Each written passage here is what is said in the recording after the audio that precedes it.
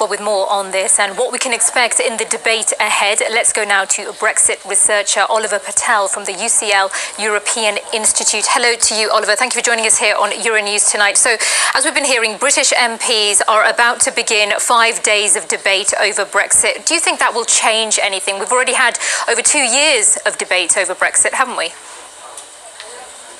I don't think the actual debate itself will change that much. What we will see is exactly where Parliament stands, and we'll see in the vote. There will be amendments to the final vote, so we'll see how much support there is for things like a second referendum or that kind of thing. So that's something we could learn. But the actual debate itself, I don't think we're going to learn anything new from the debate other than the vote on Tuesday the 11th. Well, there are still many divisions over Brexit that run incredibly deep, aren't there? How do you see this next week playing out for Theresa May's Brexit deal?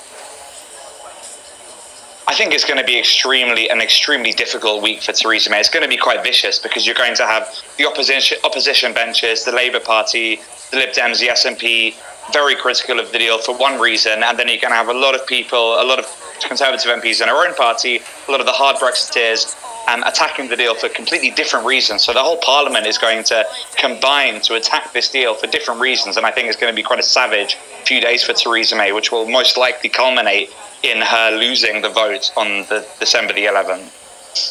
And if she does lose that vote on December the 11th, Oliver, Parliament, we're hearing now, will take a bigger role in the next steps for Brexit. What exactly will that entail? How will that work?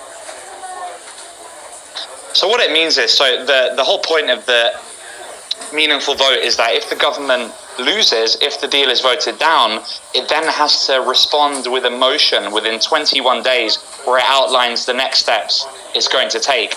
And the amendment which has just been passed today is an amendment that says that motion can be amended. So it's an amendment to allow for an amendment. What that means in reality is that Parliament will be able to sort of direct the government once its motion has been put forward if the deal is voted down. So it could, for example, amend the government's motion saying there should be a second referendum or something of that nature. So it gives Parliament a lot more political control over what happens if the deal is voted down.